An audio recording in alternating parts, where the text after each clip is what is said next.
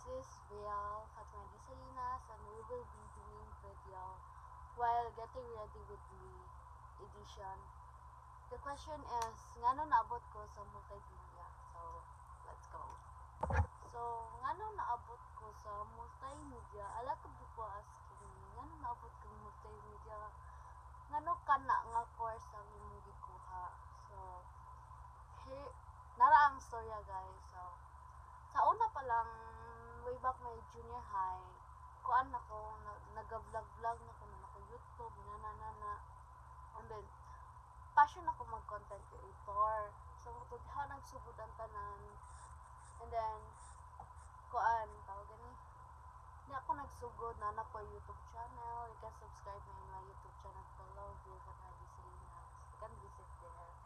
So, ito, nag-vlog-vlog na ko randomly for my life. Then, mga mid-year pandemic pa na. And then, pag tunga na sa pandemic, my mom have a team called TBI for online learning. So, shoot sila, film para ana. And then, night time nga, nikuyog ko sa akong mom, kay lagi na curious lagi ko, unsa na siya. By the way, I'm tying my hair first. So, na-curious ko, unsa na siya nga TBI, unsa na nga ilang gibuhat. So, that day, kinikuyog ko sa mama, na-curious lagi ko. Moto, nikuyog na ko. And then, nakakita ko sa mga camera sa mga teachers ni mama. By the way, my mom is a teacher. So, yeah, nakakita ko sa ilang camera. Then, I asked one of his member or team na, mag-unsa din mo ate. Then, he told me nga, tawagan ni, mag-film sila for online assessment video for their module. Sumoto, observe ko nila, while film, observe ko nila. Then, one day, gipahuam ko nila camera. Gipa-try ko nila camera, kay lagi curiosity kay ang lola niyo. Curiosity kay ko. Next step is I will be wiping my face. Moto, curious kay ko. Then, nai-usa ka teacher si mama nga, hibaw mo photography. Iya kong gituluan o sabog photography, saon pagkuhan sa camera. So, junior high pa lang ko guys, kibaw na ko na camera. Gituluan ako sa usa ka teacher from my mom's friend. Moto, gitulan ko niya, nanira siya, inani ang technique, And then after that, nag-curious ko how sa pag-edit ng video using Filmora. Dugay lang gyud sa Filmora. Gatanaw na ko atong teacher nga nag-edit. Gatanaw na ko niya nga mag-edit siya. As in, ako na siyang gi-observe. Then, that day is, naabta na sila gabi. So, they stay at home. Nangatulog sila sa mong balay. Oh, that day nangatulog sila sa mong balay. Kaya lagi, akong mama is stricto. Yeah. Gabi na mo uli. That's why, we volunteered na sa balay na sa matulog. We prepare all the things. Yeah. Moto ay nitawad di ako sa maestra ato for 1 hour. Nitanong ko sa pag-edit. Kita ko sa struggle how to edit. And then, the following day, after they left na, nakauli na sila, I tried to download the app. Nag-download ko itong app. Wala pa itong CapCut, wala pa itong Final Cut Pro. So, nag-download ko sa app. At-curious mong ko guys, yan ako yung randomly video. Ang mga video nga akong use to try to edit is mga projects susod na ko during my junior high. So, ato, nag-edit na to. Ako siya nag-try edit. Kasi kito na siya sa mama kay lagi, kasaban niya ako sa mama. Kasi unsa, kasaban niya ako inana ko.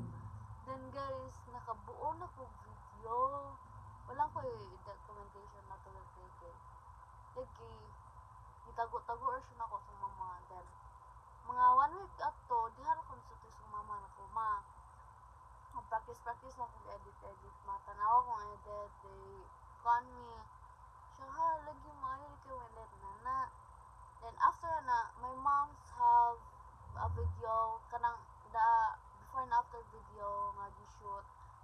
somewhere sa Badyan, kay dito nasa ng mama from his boss, nasa ng mama dito. Then iya boss ingon nga pa-video and pa-video before, pa-video during, pa-video after.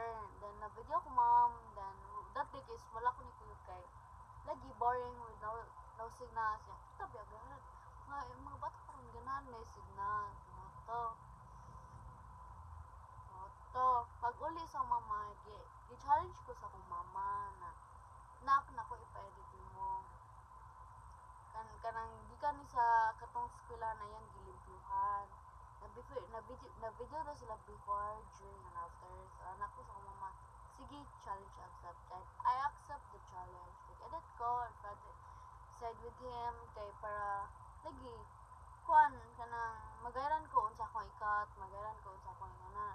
After that, we started at 7 a.m. I think, and then we finished at 7 p.m. in the evening. Kaya ako mama is super hectic when it comes to the video.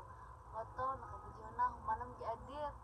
The video was submitted to his supervisor. Silang katastaasan, silang division supervisor, ilang bisan.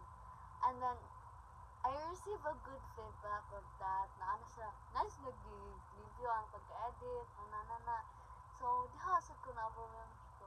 Shit. Katong sa maestra ra kay bawo na di ko mag-edit. So, mo to, na-accomplishment ko nila kay lagi, nindot daw akong work. So, okay na. So, okay na siya nga. Then, next is my masherder. So, mo to, pagbalik na sa klase F2F na, face-to-face class in my junior high, i-apply ko computer research lab, kay lagi, ganahan lagi ko ng computer whatever. So, that day, I don't have the DSLR, only the digital cam. Daan na digital cam sa akong mama. Every event, we have a team nga ma-photography lagi for that kind of event. So, diha na ko encourage na ma-photography jud ko. Okay. Actually, hobbies na ko ang photography. My hobbies are photography, video editing, filming. Muna akong hobbies jud.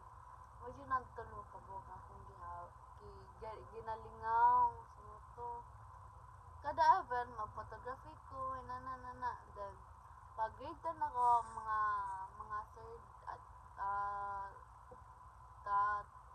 third quarter is, nami career guidance. So, mato career guidance. Then, nag-asa lang sa kukaon.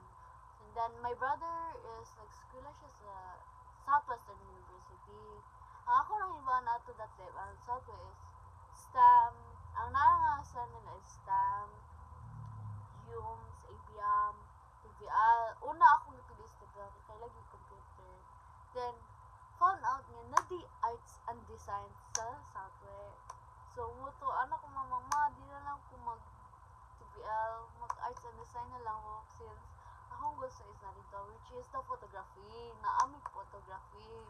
So, muto, nag-arts and design ko pag senior high, kay lagi, ganahan ko mo enhance akong skill it comes with photography kay guys, I started nga wakoy practice like capture everything. So put lang ko mga photos diya sa mga sample na shots using my phone na to.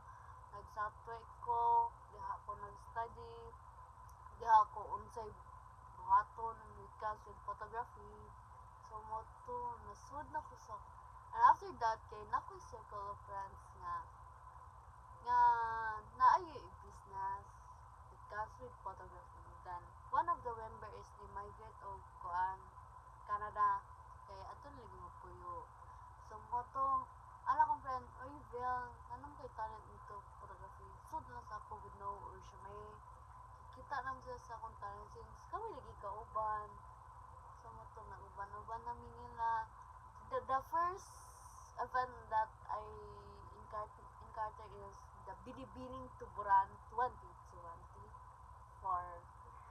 Binibining Tuburan yun ako first event na as a first timer big events kay nanako sumutulan nana ko sa kong point na challenging siya kay binibining ko pra lagi na yung mga bigatin photographers ana team ko sa bigatin nga team nano ako di ko ha nana yeah, first timer pagbiyan ako guys so moto nagkaan ko i-accept ako siya sa challenge kay nagsarabi ako ani so nung nag-accept ako I asked permission from my mother sugot ba or dili and then sa tabar naman so nisugot to sila sa among municipality so by the way I live in Tuburan, Cebu so mo to abot na then okay na satisfied na ako sa work approve na siya sa akong kuya or amo boss so pag college is my mom asking me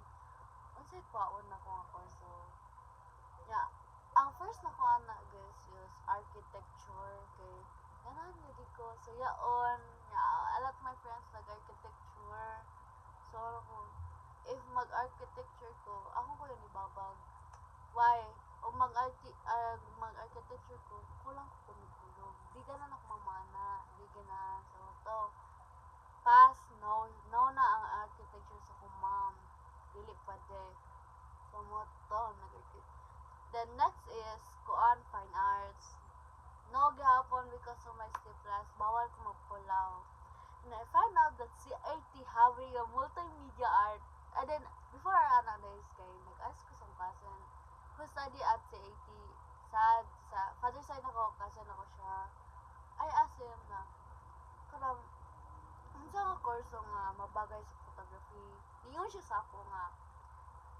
kuha ang multimedia arts kay nanad tanan diha so na-encourage ko syempre so nitik ba ako og UP ako na dawat niya mo to ni kuan ako ni asa ko permission sa akong parents kung mag CIT lang ko then they asked me unsa kuan ako sa CIT I told them na ba akong kuan sa CIT is BMMA o Bachelor of Multimedia Arts then my mom's asked me unsa ako makuha na if graduated ko so I told them na pwede kong ma-photographer, pwede sad ko ma-director, pwede ko mag-own no basis as photographer and videographer and everything all.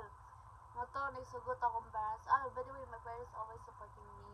What course I get, basta kaya ra nila or kaya ra na ako makuha. So, nato, nag-enroll ako sa CAT, hapon akoan, nadawat ko sa CAT, then, mo to guys, nga no, kaya mo to, nag-BMMA ko, kaya ito ko lagi, enhance akong skills with comes with photography. So, karon nga, first year na ko guys, hindi ko mga clients na ginashoot, di lang ako sa ining out, kaya bawal, so, ito, nag-shoot na ko, nano ko yung work, nano ko yung mga nano ko yung mga clients outside Cebu or inside Cebu or in province na ako magtiktuyok na ko guys so mo to una rason nga nung naabot ko BMMA because of my talent or because ganun ko ina sa akong talent which is the photography so I'm so happy nga nasud ko sa BMMA wala ko gamay night time na magmay ko especially sa mga lisod na subject but kaya ra so nakuha na ko siya and then still fighting and looking forward for our next year subject photography kay guys di ako excited sa photography jud kay kailan lagi ko makaton pa unsa may mga need pa practice as a BMMA student so mo to guys di ako tama ako story nga no naabot ko BMMA so once again this is Real Fatima D. Salinas your first year student as multimedia arts bye.